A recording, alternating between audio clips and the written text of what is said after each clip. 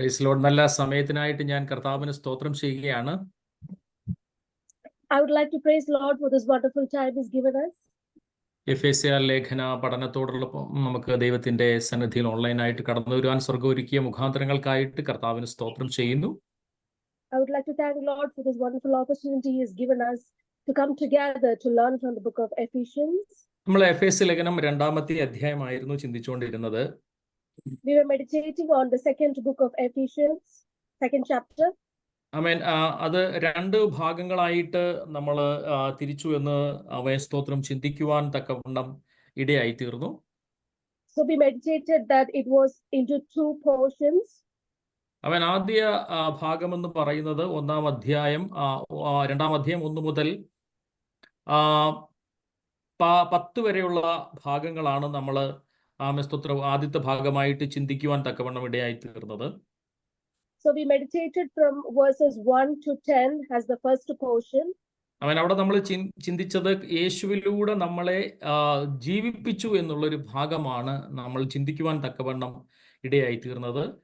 So we meditated that through Jesus we were made alive.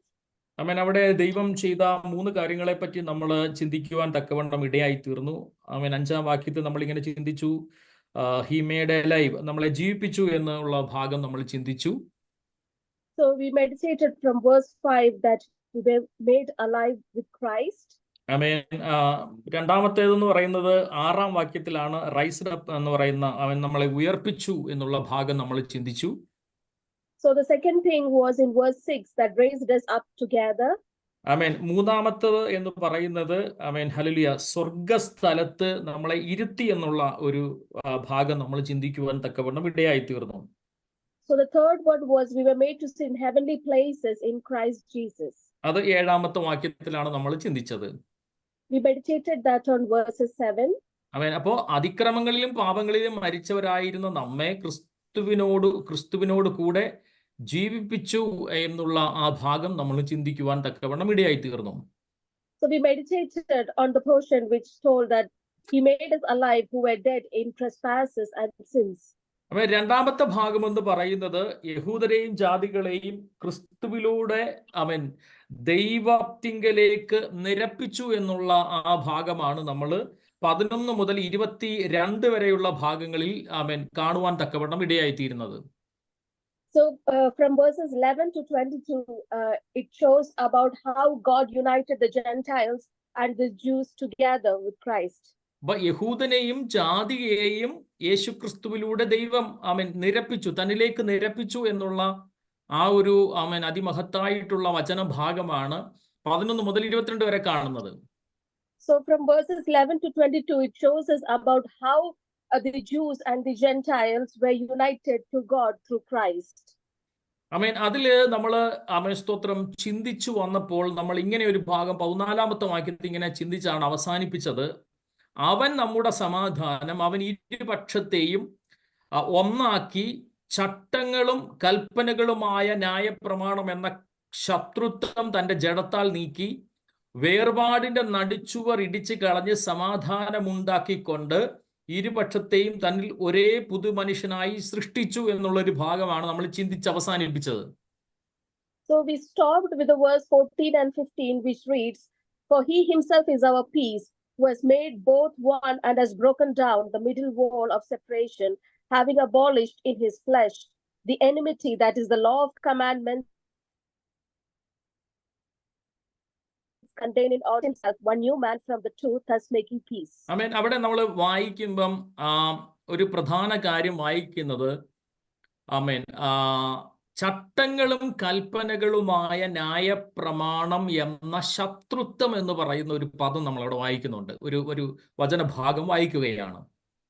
So we were reading this statement which in verse 15 which says the enmity, that is the law of commandments contained in ordinances. അപ്പൊ ഞാൻ പറഞ്ഞ് അവസാനിപ്പിച്ചത് ഇങ്ങനെയാണ്. ദൈവം ഈ ന്യായപ്രമാണം എന്ന് പറഞ്ഞു കഴിഞ്ഞാല് ആദ്യത്തെ 5 പുസ്തകങ്ങളിൽ പഴയ നിയമത്തിൽ ദൈവം ഇസ്രായേൽ, അല്ലെങ്കിൽ പുറപ്പാട് മുതൽ ഇങ്ങോട്ട് നമ്മൾ വായിക്കുമ്പോൾ ദൈവം ഇസ്രായേൽ മക്കൾക്ക് കൊടുത്ത 1000-ഓളം 600 ചില്വാനം കൽപ്പനകളും സ്തോത്രം ഏകദേശം 400-ഓളം ഉപകൽപ്പനകളുമുള്ള അവൻ ആ 1000-ഓളം കൽപ്പനകളെയാണ് ഈ പറയുന്ന ന്യായപ്രമാണം എന്ന് പറയപ്പെടുന്നത്. So the law of commandments here is referred to the commandments given to the people of Israel by Moses. That is about like 1,000 commandments and 400 sub-commandments. അപ്പം നമ്മൾ ചിന്തിച്ചത് ഇങ്ങനെയായിരുന്നു, എന്തുകൊണ്ടാണ് പൗലോസ് ഇവിടെ ന്യായപ്രമാണം എന്ന ശത്രുത്വം എന്ന് അവൻ പ്രതിപാദിക്കുവാൻ തക്കവണ്ണം ഇടയായി തീർന്നത്? Here we are meditating on why Paul is referring to the law of commandments as enmity. ആമേൻ. ദൈവം കൊടുത്ത ന്യായപ്രമാണം എങ്ങനെയാണ് ശത്രുത്വം എന്ന് പൗലോസ് ഇവിടെ വിശേഷിപ്പിച്ചത്? So why is the commandments given by God referred to as enmity by Paul in this verse? Amen. Praise the Lord. Hallelujah. എബ്രായ ലേഖനം 8-ാം അധ്യായം അതിന്റെ 5-6 വാക്യങ്ങൾ 6-7 വാക്യങ്ങളിൽ നമ്മൾ അതിനെപ്പറ്റി ആമേൻ ചിന്തിക്കുവാൻ തക്കവണ്ണം ഇടയായി തീർന്നു.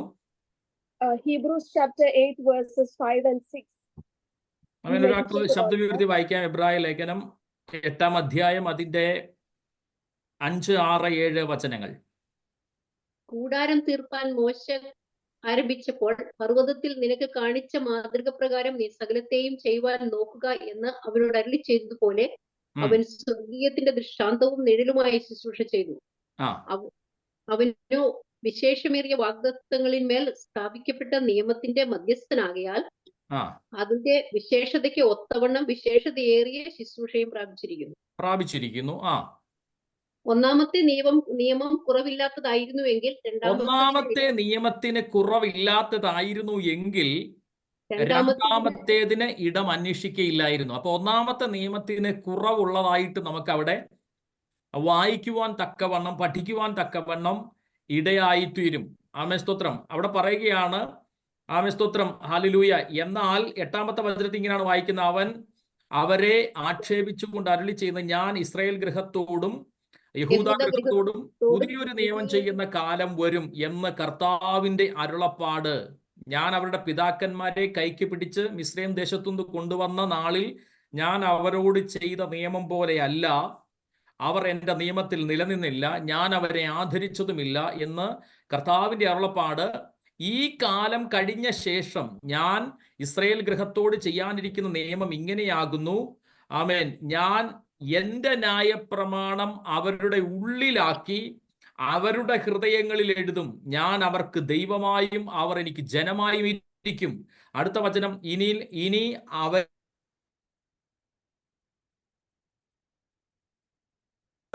ആരും തന്റെ കൂട്ടുകാരനെ ഇല്ല, അവർ ആബാലവൃദ്ധം എല്ലാവരും എന്നെ അറിയും. 12-ാമത്തെ വാക്യം, ഞാൻ അവരുടെ അകൃത്യങ്ങളെ കുറിച്ച് കരുണയുള്ളവനാകും, അവരുടെ പാപങ്ങളെ ഇനി ഓർക്കയുമില്ല എന്ന് കർത്താവിന്റെ അരുളപ്പാട്. So in Hebrews chapter 8 verses 8 to 12, pastor was reading the verses which tells about the covenant which God is giving to the people here. Pastor? Amen. Okay. അപ്പൊ ഇവിടെ പറയുന്നത് ആ പഴയ നിയമത്തിൽ, ആമേൻ സ്തോത്രം, ഒന്നാമത്തെ നിയമത്തിന് കുറവുള്ളതായത് കൊണ്ടാണ് ഇവിടെ രണ്ടാമത്തെ ഒരു നിയമം സ്ഥാപിക്കുവാൻ തക്കവണ്ണം ദൈവം ഇടയായി തീർന്നത്.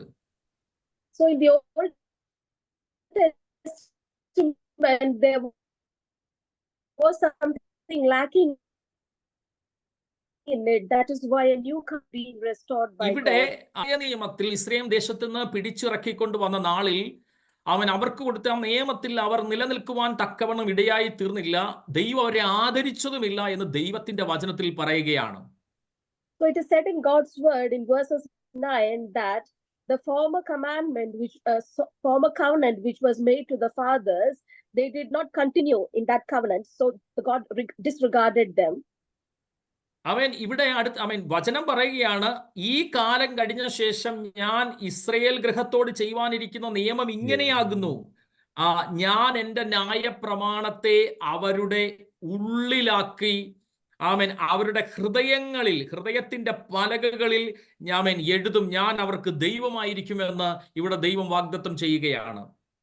Here God is giving them a new commandment in verse 10 which says, for this is the covenant that I will make with the house of Israel after those days, says the Lord. I will put my laws in their mind and write them on their hearts, and I will be their God, and they shall be my people. ആമേൻ. നമുക്കറിയാം, പഴയ നിയമത്തിൽ മോശയുടെ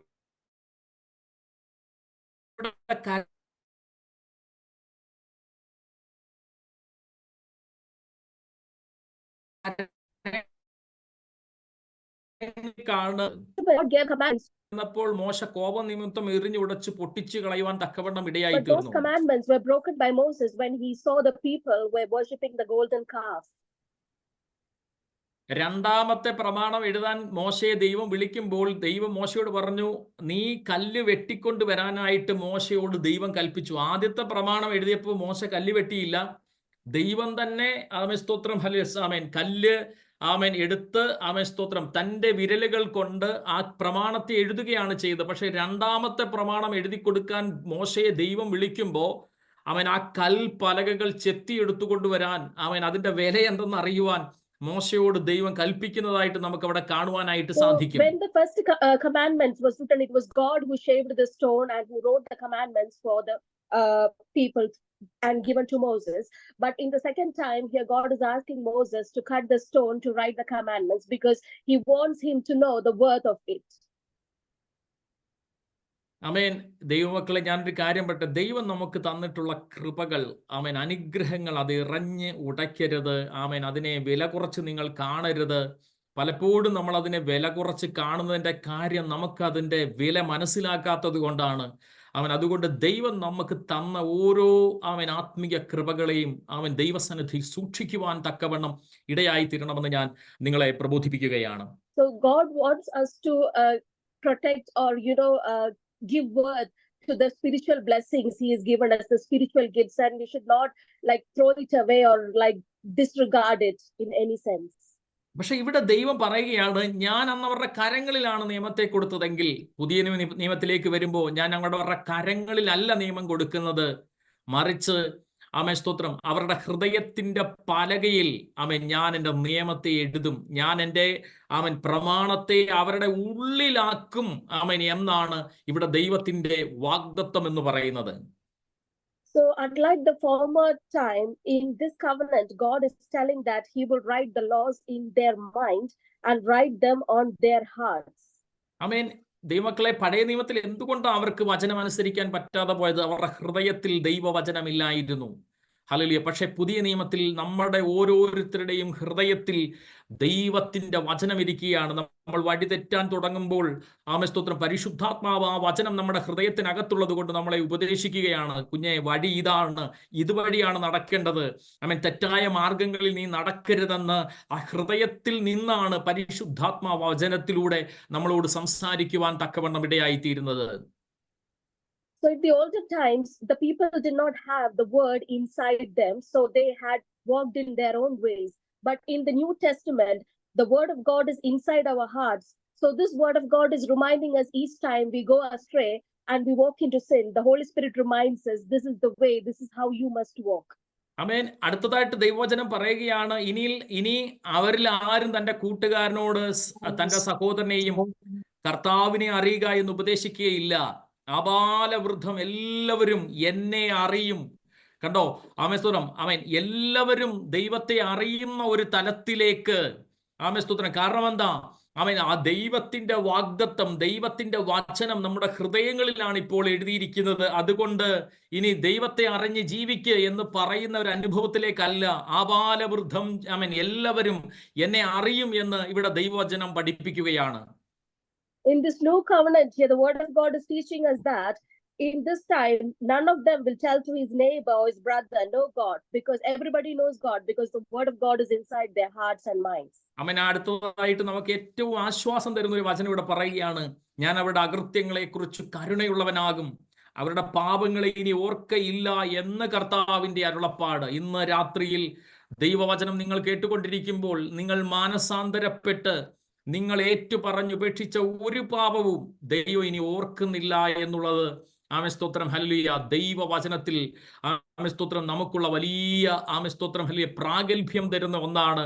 ആമേൻ സ്തോത്രം hallelujah. അവൻ നമ്മുടെ പാപങ്ങളെ ആഴിയുടെ അടിത്തട്ടിൽ ഇട്ട് കളയുമെന്ന് ദൈവത്തിന്റെ വചനത്തിൽ നമ്മളെ കുറിച്ച് ഓർപ്പിക്കുകയാണ്. So the word of God in verse 12, it reminds us that the sins which we have repented and confessed with our mouth, God has put that in the depths of the hell and is not going to regard it anymore. Praise the Lord. അപ്പോൾ നിങ്ങൾ ചോദിക്കും, ഈ ന്യായപ്രമാണം പിന്നെ എന്തിനാ ദൈവം കൊടുത്തത്? So you must be wondering then, why was the law of commandments given? Galatia ലേഖനം 3-ാം അധ്യായം അതിന്റെ ആമേൻ സ്തോത്രം. ഹല്ലേലൂയ. 3-ാം അധ്യായം അതിന്റെ 19-ാമത്തെ വചനം വായിക്കാം. Galatians 3 verses 19. എന്നാൽ ന്യായപ്രമാണ എന്തിന് വാഗ്ദത്തം ലഭിച്ച സന്തതി വരുവോളം അത് ലംഘനങ്ങൾ നിമിത്തം കൂട്ടിച്ചേർത്തതും ദൂതന്മാർ മുഖാന്തരം മധ്യസ്ഥന്റെ കയ്യിൽ ഏൽപ്പിച്ചതും അത്രേ. അപ്പോ എന്തുകൊണ്ടാണ് ഈ ന്യായപ്രമാണം ദൈവം കൊടുത്തത്? ഹല്ലേലൂയ. വാഗ്ദത്തം ലഭിച്ച സന്തതി വരുവോളം. ആരാണ് ഈ സന്തതി എന്ന് പറയുന്നത്? കർത്താവായ യേശു ക്രിസ്തുവാണ്. അത് ലംഘനം നിമിത്തം അവൻ കൂട്ടിച്ചേർത്തതും ദൂതൻ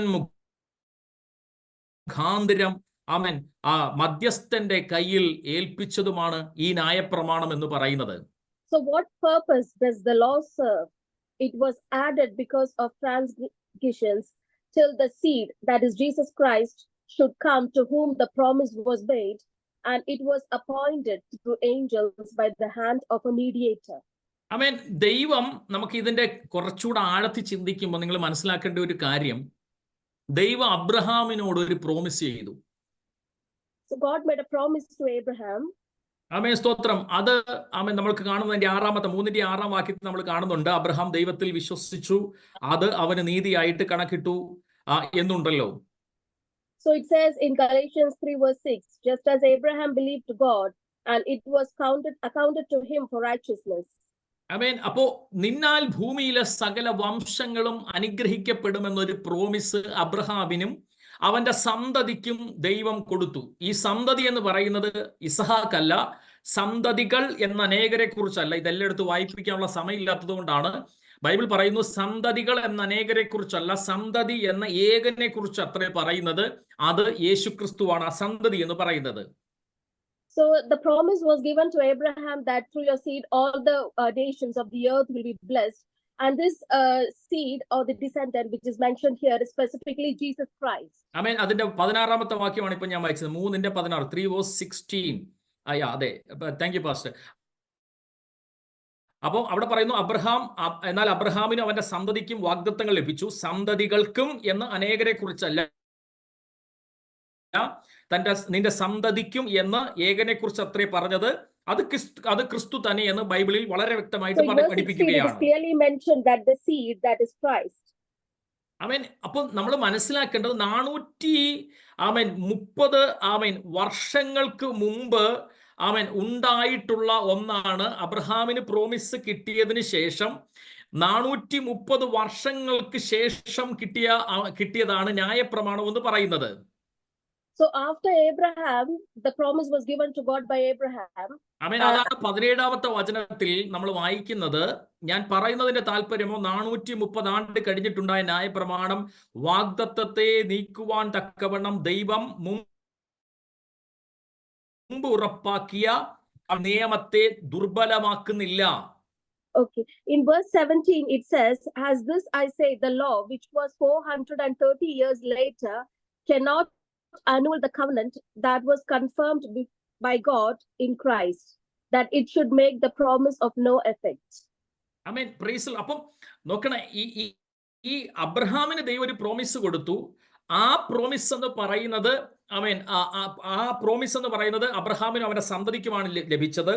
സന്തതി എന്ന് പറയുന്നത് ക്രിസ്തുവാണ്. ആ ക്രിസ്തുവിലൂടെ ലോകം മുഴുവൻ ആമേൻ സ്തോത്രം നിന്നാൽ ഭൂമിയിലെ സകല വംശങ്ങളും അനുഗ്രഹിക്കപ്പെടും എന്നുള്ള ആ സുവിശേഷം ഹല്ലേലൂയ ദൈവം വാഗ്ദത്തം ചെയ്തു. പക്ഷെ അതിനിടയിലാണ് നമുക്കറിയാം ന്യായപ്രമാണം എന്ന് പറയുന്ന ആമേൻ സ്തോത്രം ഹല്ലേലൂയ ഒരു കാര്യം, അല്ലെങ്കിൽ ആ കൽപ്പനകളെ ദൈവം ഇസ്രായേൽ മക്കൾക്ക് കൊടുക്കുവാൻ തക്കവണ്ണം ആമേൻ സ്തോത്രം ഇടയായി തീർന്നു. അതുകൊണ്ടാണ് 18-ാമത്തെ വാക്യത്തിൽ പറയുന്നത്, അവകാശം ന്യായപ്രമാണത്താലെങ്കിൽ വാഗ്ദത്തത്താൽ അല്ല വരുന്നത്. അബ്രഹാമിനോ ദൈവം അത് വാഗ്ദത്തം മൂലം നൽകി. ഇത് കുറച്ച് കട്ടിയുള്ള സംഭവമാണ് ഞാൻ പറയുന്നത്. നിങ്ങൾ ശ്രദ്ധയോടെ ഇരുന്നാൽ നിങ്ങൾക്ക് മനസ്സിലാക്കാൻ പറ്റും. ഹല്ലേലൂയ. ഇവിടെ പറയുകയാണ് അവൻ അവകാശം ന്യായപ്രമാണത്തിലാണ് വരുന്നതെങ്കിൽ ആമേൻ സ്തോത്രം ഹല്ലേലൂയ ആമേൻ സ്തോത്രം എങ്കിൽ വാഗ്ദത്തത്താൽ അല്ല വരുന്നത്. ഹല്ലേലൂയ. ഇവിടെ എന്തിനാലാണ് ദൈവം അബ്രഹാമിനോ ദൈവം അത് വാഗ്ദത്തം മൂലം അവൻ നൽകി. അപ്പൊ ദൈവം അവൻ അബ്രഹാമിന് കൊടുത്ത ആ അനുഗ്രഹം, അവൻ അബ്രഹാം ദൈവത്തിൽ വിശ്വസിച്ചു, അതവന് നീതിയായിട്ട് കണക്കിട്ടു എന്ന് ദൈവത്തിന്റെ വചനത്തിൽ പറയുന്നു.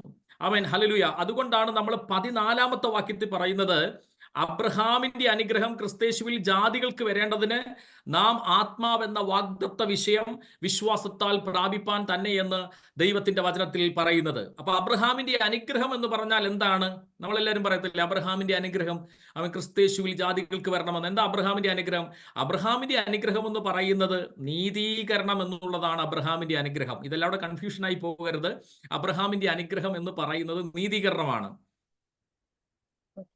So here, God is giving the promise to Abraham and to his seed, that is Jesus Christ.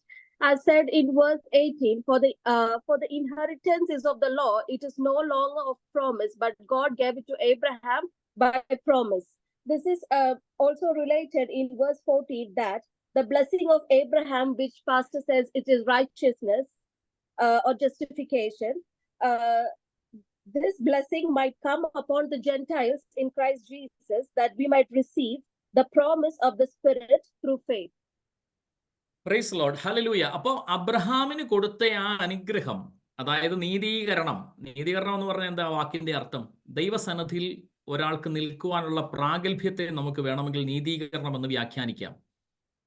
So justification, here it tells us about the ability through which we can stand before Christ. Amen. Bible പറയുന്നു നീതിമാൻ ആരുമില്ല, ഒരുത്തം പോലും ഇല്ല, ദൈവത്തെ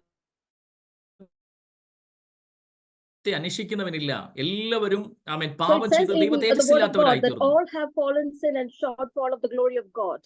ആമേൻ. പക്ഷെ Abraham ദൈവത്തിൽ വിശ്വസിച്ചപ്പോൾ അവനെ ദൈവം നീതിമാനായിട്ട് എണ്ണി. ആമേൻ. അഥവാ അവൻ ദൈവത്തിന്റെ നീതി അബ്രഹാമിന്റെ മേൽ വെളിപ്പെടുവാൻ തക്കവണ്ണം ഇടയായി തീർന്നു. But we see that here the righteousness is achieved in Abraham because he believed in God. He was counted righteous. ആമേൻ. ആ നീതീകരണം ജാതികളായ നമുക്ക്, ആമേൻ സ്തോത്രം, ഹല്ലേലൂയ, ആമേൻ, ആ ജാതികളായിട്ടുള്ള നമുക്ക് ക്രിസ്തയേശുവിലൂടെ അവകാശമായിട്ട് ലഭിക്കുവാൻ തക്കവണ്ണം ഇടയായി തീർന്നു. അതാണ് നമ്മൾ 14-ാമത്തെ വാക്യത്തിൽ വായിച്ചത്. So in verse 14 we read that this blessing of Abraham through Christ we Gentiles received it. ആമേൻ. അപ്പൊ ഈ ന്യായപ്രമാണം എന്ന് പറയുന്നത് ലംഘനം നിമിത്തം അപ്പോൾ കൂട്ടിച്ചേർത്ത ഒന്നാണ്. ഒരു ഉദാഹരണം പറഞ്ഞു കഴിഞ്ഞാല് എന്താ, ഈ ഭാര്യ ഉപേക്ഷിക്കുന്നതിന് ഉപേക്ഷണ പത്രം കൊടുത്താൽ മതിയെന്ന് മോശ കൽപ്പന കൊടുത്തിട്ടുണ്ടല്ലോ എന്ന് പറയുമ്പോൾ കർത്താവ് പറയുന്ന ഒരു കാര്യമുണ്ട്. അത് നിങ്ങളുടെ ഹൃദയകാഠിന്യം നിമിത്തം അത്രേ മോശ അത് നിങ്ങൾക്ക് തന്നതെന്ന് കർത്താവ് പറയുന്നുണ്ട്. ഹല്ലേലൂയ. അപ്പം ഇതുപോലെ ഓരോരോ ലംഘനങ്ങളും അപ്പോഴുള്ള ലംഘനം നിമിത്തം കൂട്ടിച്ചേർക്കപ്പെട്ടതാണ്. ഞാൻ പറയുന്നത് നിങ്ങൾക്ക് മനസ്സിലാവുന്നുണ്ടോ? അങ്ങനെ നിയമങ്ങളായിട്ട് വന്നതാണ്. ഒരു ഉദാഹരണം പറഞ്ഞു കഴിഞ്ഞാല്, ഒരു പർവ്വതത്തെ തൊട്ടാൽ, ദൈവസാന്നിധ്യം ഇറങ്ങി വന്ന ഒരു പർവ്വതത്തെ ഒരു പിഞ്ചു കുഞ്ഞു പോയി തൊട്ടാൽ, ഹല്ലേലൂയ, ആ കുഞ്ഞിനെ കല്ലെറിഞ്ഞു കൊല്ലണമെന്ന് ന്യായപ്രമാണത്തിലെ വ്യവസ്ഥ അത് അവർക്ക് സഹിക്കാൻ കഴിയുന്നതിന് അപ്പുറത്തുള്ള നിയമമായിരുന്നു.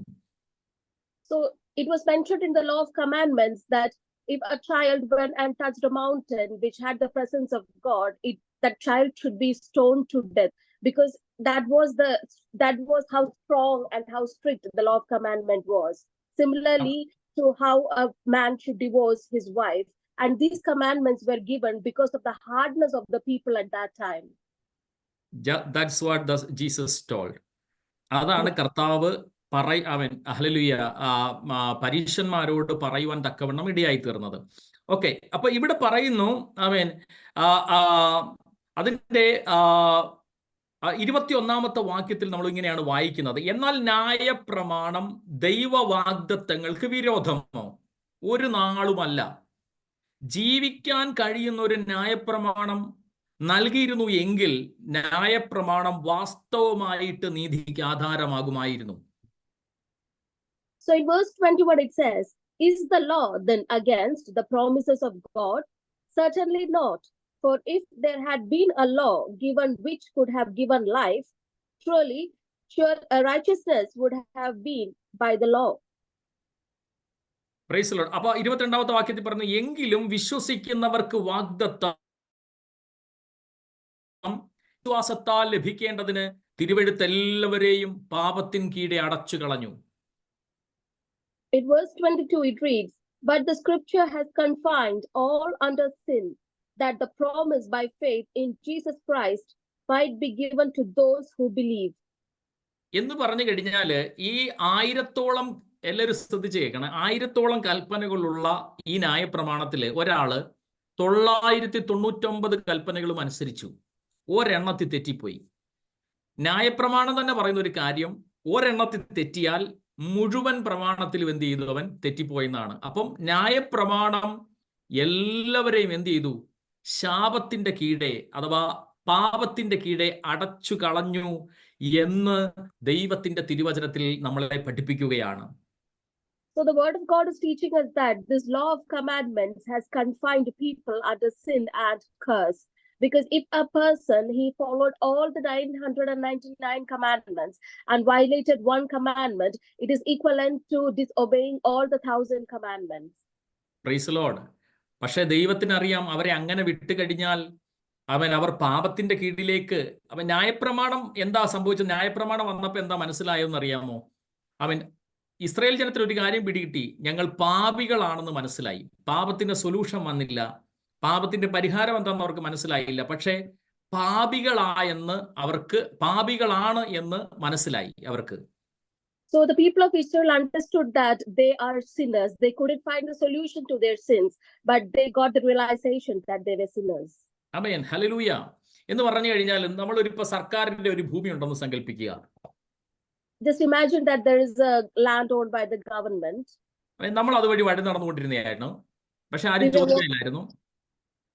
So we used to pass through that land, but nobody asked us why we did that. പക്ഷെ ഒരു ദിവസം ഈ ജില്ലാ കളക്ടറും തഹസീൽദാരും എല്ലാവരും വന്നിട്ട് അത് അളന്ന് മുറിച്ച് ബൗണ്ടറി ഒക്കെ വെച്ചിട്ട് ഒരു ബോർഡ് വെച്ചു, ഇനി ഇതിൽ കൂടെ കടന്നു കഴിഞ്ഞാൽ അവൻ ശിക്ഷിക്കപ്പെടും എന്നൊരു ബോർഡ് വെച്ചെന്ന് സങ്കല്പിക്കുക.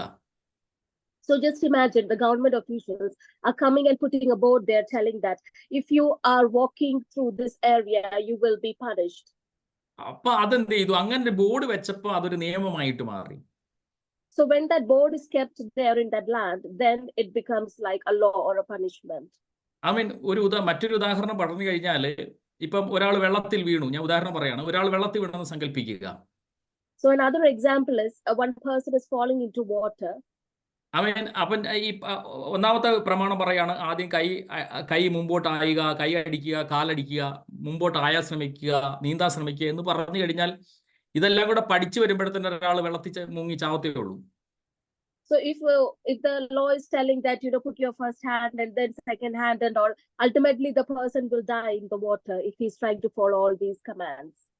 പക്ഷേ സുവിശേഷത്തിലൂടെ സംഭവിച്ചത്, ഒരുവൻ ആ വെള്ളത്തിലേക്ക് ഇറങ്ങി വന്ന് വെള്ളത്തിൽ മുങ്ങി താഴാൻ പോയ നമ്മളെ പിടിച്ച് പുറത്തിട്ടിട്ട് പറഞ്ഞു, രക്ഷപ്പെട്ടോളം പറഞ്ഞു. But through the gospel, how it is mentioned is like a hand is coming and it is putting you out of the water and telling you to escape or be rescued from there. ഇതാണ് ശരിക്കും പറഞ്ഞു കഴിഞ്ഞാൽ ന്യായപ്രമാണം എന്തൊക്കെയാണ് ആ പാപത്തെക്കുറിച്ചുള്ള വലിയ ഒരു list നമുക്ക് തരുന്നുണ്ട്. പക്ഷെ അതിനകത്തുനിന്ന് എങ്ങനെ അവൻ പുറത്തു വരും, എങ്ങനെ പാപത്തെ ജയിച്ചൊരു ജീവിതം ജീവിക്കുമെന്ന് ന്യായപ്രമാണം പഠിപ്പിച്ചില്ല. So here the law of commandments is giving us a list of sins, but it is not teaching us how we should overcome sins or come out of that list.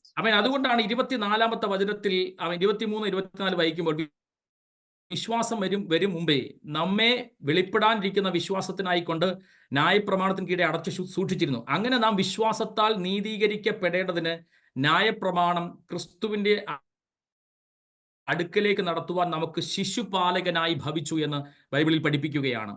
So in verse 23 and 24 it says, but before faith came, we were kept under guard by the law, kept for the faith which would afterward be revealed.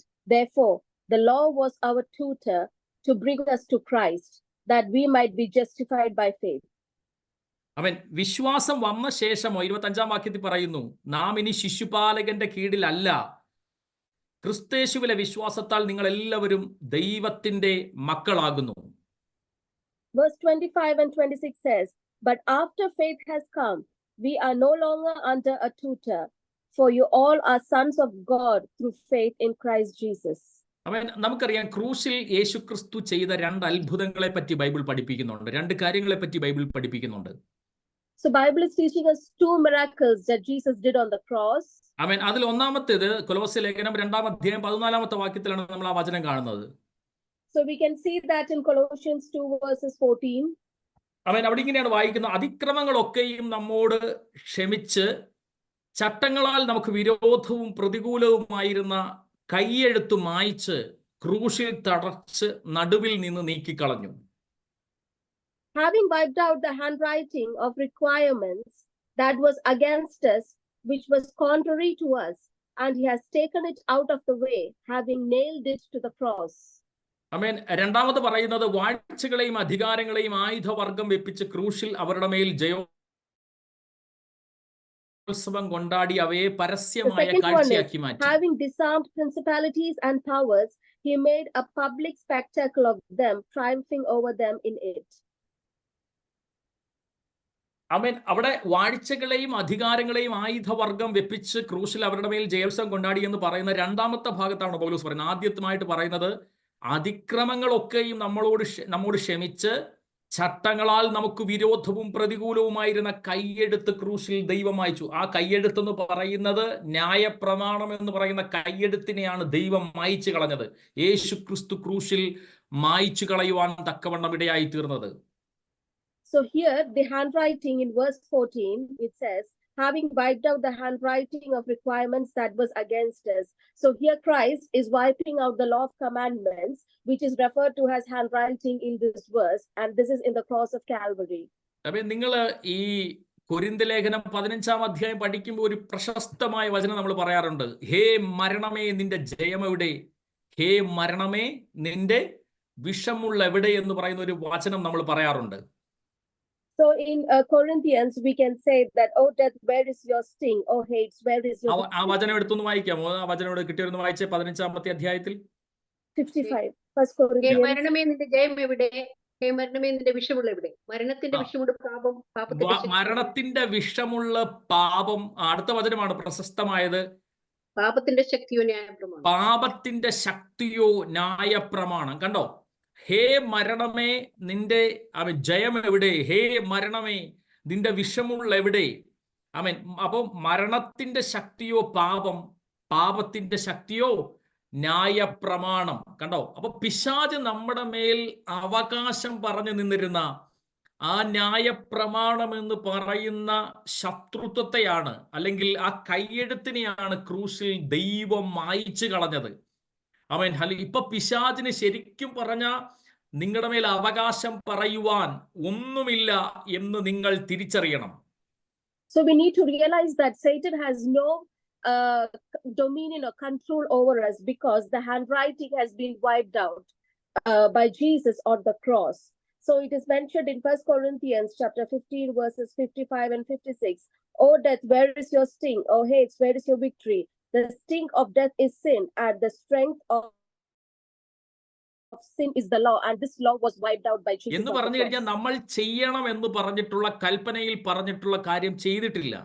ചെയ്യരുതെന്ന് പറഞ്ഞത് നമ്മൾ ചെയ്തു. ഇത് രണ്ടും പിശാചിന് അവകാശം പറയാൻ പറ്റുന്ന കാര്യമായിരുന്നു. പക്ഷേ ആ കൈയെഴുത്തിനെ ദൈവം എന്നേക്കുമായി ക്രൂശിൽ മായ്ച്ചതോടുകൂടി നമുക്ക് ക്രിസ്തേശുവിലൂടെ ആമേൻ സ്തോത്രം വലിയൊരു ജയമാണ് ദൈവം നൽകുവാൻ തക്കവണ്ണം ഇടയായി തീർന്നത്. So what the commandment said us to do, we didn't do, and what not to do, we did that. So this handwriting, it was wiped out by Jesus on the cross, and this has given us the victory through Jesus Christ. ആമേൻ. എന്നാൽ നിങ്ങൾ തിരിച്ചറിയേണ്ട ഒരു കാര്യം, ഇന്നും പിശാച് നമ്മളെ എന്ത് ചെയ്യുന്നുണ്ട്? ദൈവസന്നിധിയിൽ കുറ്റം പറയുന്നുണ്ട്. Even today, Satan is talking about us. He's talking bad things about us. ആമേൻ. വെളിപ്പാട് പുസ്തകത്തിൽ നമ്മൾ വായിക്കുന്നുണ്ട്, ദൈവസന്നിധിയിൽ ദൈവമക്കളെ രാപ്പകൽ കുറ്റം പറയുന്ന അപവാദിയായ പിശാചിനെ തള്ളിയിട്ട് കളഞ്ഞെന്ന് നമ്മൾ ബൈബിൾ വായിക്കുന്നുണ്ട്. So we read in the Bible that the deceiver Satan is always talking blasphemy about the children of God. ആമേൻ. പക്ഷേ ദൈവം എന്താ പറയുന്നത് നിങ്ങൾക്ക് അറിയാമോ? ഇപ്പോഴും ദൈവത്തിന്റെ സന്നിധിയിൽ പിശാച് നമ്മളെ കുറ്റം പറയുമ്പോൾ ദൈവം എന്താ പറയുന്നതെന്ന് അറിയാമോ നിങ്ങൾക്ക്? Do you know what God is telling when Satan is going on blaspheming about us? നീ പറയുന്നതെല്ലാം ശരിയാണ്, പക്ഷേ ഞാൻ നോക്കുമ്പോൾ അവൻ എന്റെയും നിങ്ങളുടെയും മുകളിൽ അവൻ യേശു ക്രിസ്തുവിന്റെ രക്തത്തിലൂടെയാണ് ദൈവം നിങ്ങളെ ഇന്ന് കാണുന്നതെന്ന് തിരിച്ചറിയുന്നവർക്കായിട്ട് ഞാൻ ദൈവത്തിന് സ്തോത്രം ചെയ്യുകയാണ്. But the blood of Christ is above us, and this is what God is telling Satan when he's, and I would like to thank you realizing this. നമ്മൾ അതുകൊണ്ടാണ് പരിശുദ്ധാത്മാവ് എന്ന് പറയുന്ന കാര്യസ്ഥന്റെ കീഴിലേക്ക് എന്നെയും നിങ്ങളെയും കൊണ്ടുവന്നത്. So that is why we are under the Holy Spirit today. Amen, hallelujah. Amen. നമുക്ക് advocate ആയിരിക്കുന്ന പരിശുദ്ധാത്മാവ് എന്ന് പറയുന്ന കാര്യസ്ഥന്റെ കീഴിലേക്ക് നമ്മളെ കൊണ്ടുവന്നിട്ട് പാപത്തെക്കുറിച്ചും നീതിയെക്കുറിച്ചും ന്യായവിധിയെക്കുറിച്ചും ബോധം വരുത്തുന്ന പരിശുദ്ധാത്മാവിന്റെ കീഴിലേക്ക് നമ്മളെ കൊണ്ടുവന്നിട്ട് അവൻ ഒരു വിശുദ്ധ ജീവിതം നയിക്കുന്ന അനുഭവത്തിലേക്ക് ദൈവം നമ്മളെ കൊണ്ടുവരുവാൻ തക്കവണ്ണം ഇടയായി തീർന്നു. So today God has given us Holy Spirit, the advocate, which reminds us of sin and the law and everything, so that we are under the Jesus Christ, under his power. Amen, hallelujah. അപ്പോ ആമേൻ, hallelujah. ന്യായപ്രമാണം എന്ന് പറയുന്ന കയ്യെടുത്ത് എന്നേക്കുമായിട്ട് അവൻ ക്രൂശിൽ മായിച്ചു കളഞ്ഞു. So Jesus, he wiped away the handwriting which is referred to the law of commandments on the cross of Calvary. ആമേൻ. അപ്പോ നിങ്ങൾ മനസ്സിലാക്കേണ്ട ന്യായപ്രമാണം എന്ന് പറയുന്നത് അവൻ ഒരു ശത്രുത്വം എന്നാണ് പൗലോസ് ഇവിടെ വിശേഷിപ്പിച്ചത്. So here the law of commandments is referred to as enmity. നിങ്ങൾക്കറിയാം, അതുകൊണ്ട് ഏതൊരു ഉണർവിനെയും തടയാൻ പിശാച് ആമേൻ സ്തോത്രം ചെയ്ത ഒരു കാര്യം വീണ്ടും ന്യായപ്രമാണത്തെ സഭയിലേക്ക് കൊണ്ടുവരിക എന്നുള്ളതായിരുന്നു. So what Satan is trying to do is to bring that enmity, which is the law of commandments, back to church. ആമേൻ. എന്ന് പറഞ്ഞാൽ നിങ്ങൾ ഗലാത്യ ലേഖനം വായിച്ചു നോക്കിക്കേ. വിശ്വാസത്താൽ നീതീകരിക്കപ്പെട്ട സഭ വീണ്ടും ന്യായപ്രമാണത്തിന്റെ പ്രവൃത്തിയിലേക്ക് പോയപ്പോഴാണ് പൗലോസ് ആ ലേഖനം ആമേൻ സഭയ്ക്ക് എഴുതുവാൻ തക്കവണ്ണം ഇടയായി തീർന്നത്. So when this was when this situation happened in the church of Galatians, Paul is writing that letter to Galatians, reminding that the law that of commandments has come back to the church, which is already justified by Jesus Christ. പൗലോസില്ലാത്ത ഗലാത്യരെ നിങ്ങളെ ശുദ്രം ചെയ്തു മയക്കിയത് ആര് എന്ന് പൗലോസ് ചോദിച്ചത് നമുക്ക്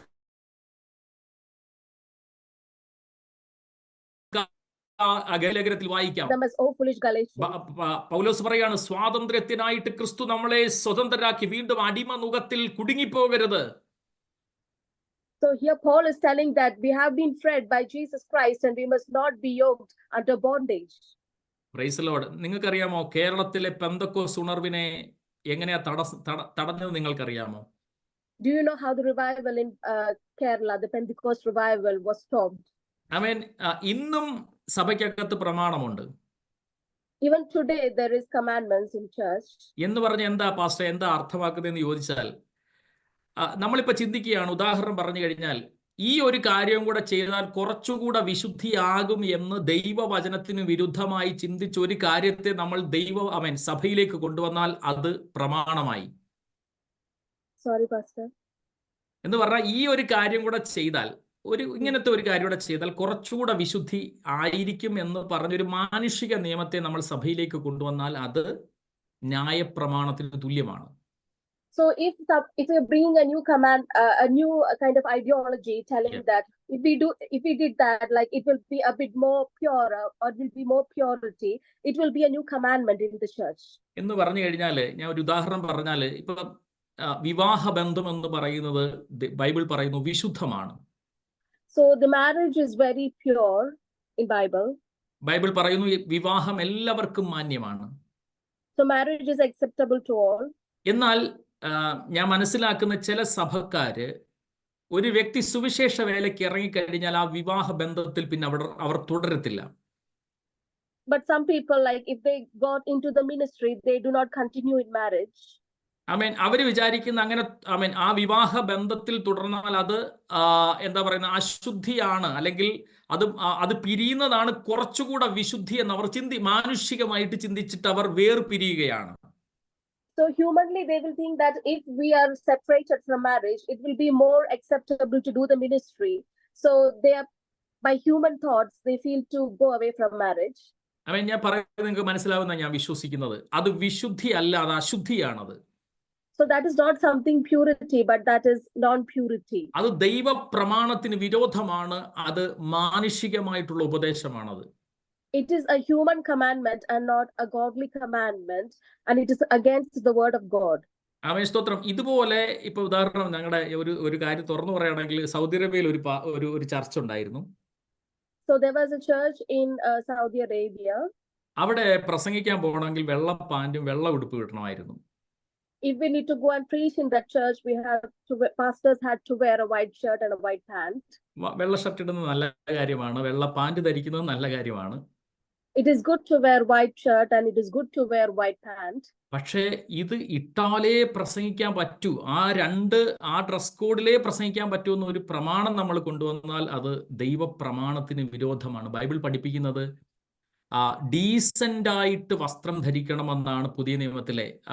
Bible പറയുകയാണ്, പ്രത്യേകിച്ച് സഹോദരിമാരോട് പരിശുദ്ധാത്മാവിൽ പൗലോസ് പറയുകയാണ്, പ്രത്യേകിച്ച് സഹോദരിമാർ എന്താ പറയുന്ന ഡീസന്റ് ആയിട്ട് വസ്ത്രം ധരിക്കണം എന്ന് പൗലോസ് അവിടെ പറയുന്നുണ്ട്. So Paul is telling that women should wear a decent dress. So basically, pastor was telling about the white pant and white shirt. So this is something a human commandment, and this is not a godly commandment. നമ്മൾ ദൈവസഭയിൽ വരുമ്പോൾ മാന്യമായ dress ധരിച്ച്, പ്രത്യേകിച്ച് ഈ രാജ്യത്തൊക്കെ ആയിരിക്കുമ്പോൾ നമ്മുടെ കുഞ്ഞുങ്ങളെ ഉൾപ്പെടെ വളരെ മാന്യമായ ഡ്രസ്സ് ധരിക്കാൻ നമ്മൾ പഠിപ്പിക്കണം. So in this country, we should teach our children to wear decent dresses. ആമേൻ സ്തോത്രം, ഹല്ലേലൂയ. അപ്പോൾ അങ്ങനെ ആ മാന്യമായ ഡ്രസ്സ് ധരിച്ച് വേണം നമ്മൾ ദൈവസഭയിൽ വരാൻ, ദൈവിക ശുശ്രൂഷകൾ ചെയ്യുവാൻ. ഒരു ദൈവ മക്കളുടെ ആ ഒരു അച്ചടക്കം അല്ലെങ്കിൽ നമ്മുടെ വസ്ത്രധാരണത്തിലെല്ലാം ഉണ്ടായിരിക്കണം.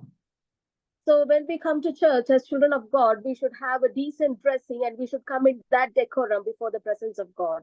അതൊരു ഉപദേശമായിട്ട് നമുക്ക് ആമേൻ സ്തോത്രം എന്ന് പറഞ്ഞാൽ, ഇപ്പൊ ഞാൻ മുമ്പേ പറഞ്ഞ പോലത്തെ ഒരു കാര്യം നമ്മൾ സഭയിലേക്ക് കൊണ്ടുവരുമ്പോൾ ആമേൻ സ്തോത്രം. അപ്പൊ നമ്മൾ ശ്രദ്ധിക്കാൻ തുടങ്ങിയത്, പണ്ട് ഞാൻ പറഞ്ഞല്ലോ, നമ്മുടെ സമയം അവസാനിക്കുകയാണ്, ഞാൻ പറയട്ടെ, മരിച്ചവരെ ഉയർത്തെഴുന്നേൽപ്പിച്ച അഭിഷിക്തന്മാർ നമ്മുടെ ആദിമ പിതാക്കന്മാരിൽ ആമേനുണ്ടായി. എൻ്റെ സഭയിലെ എൻ്റെ ചർച്ചിലുണ്ടായിരുന്ന ഒരു 96 വയസ്സുള്ള ഒരു അപ്പച്ചൻ പറഞ്ഞാണ്, വാര്യാപുരം യോനാച്ച എന്ന് പറയുന്ന ഉപദേശി മരിച്ച ആളെ ഒരു സ്ത്രീയെ ഉയർത്തെഴുന്നേൽപ്പി പുള്ളിയുടെ കണ്ണുകൊണ്ട് അദ്ദേഹം കണ്ടതായിരുന്നു. So there was a pastor in the former church called Varyapuram Yonachan. So he had seen like how the people were used mightily by God, that a dead person became alive. ആമേൻ. മതമിളകി വന്ന ആനയെ hallelujah പറഞ്ഞ് മുട്ടുകുത്തിച്ച അഭിഷിക്തന്മാർ കേരളത്തിലുണ്ടായിരുന്നു. So there were the apostles who were anointed and they had stopped a troubled elephant out of the forest. Amen, hallelujah. ചങ്ങലയിൽ കിടന്ന ഭ്രാന്തന്മാരെ പ്രാർത്ഥിച്ച ചങ്ങലയിൽ നിന്ന് അഴിച്ചുവിട്ട ആളുകളുണ്ടായിരുന്നു. So there were prophets who released the people who were mad and who had fetters. പക്ഷെ കുറച്ച് കഴിഞ്ഞപ്പോൾ സംഭവിച്ചത്, ഈ ഭക്തിയുടെ വേഷം ഉണ്ട് നമുക്ക്, പക്ഷെ അതിന്റെ ശക്തിയെ നമ്മൾ ത്യജിച്ചു കളഞ്ഞു. So they had the form of purity outside them, but they did not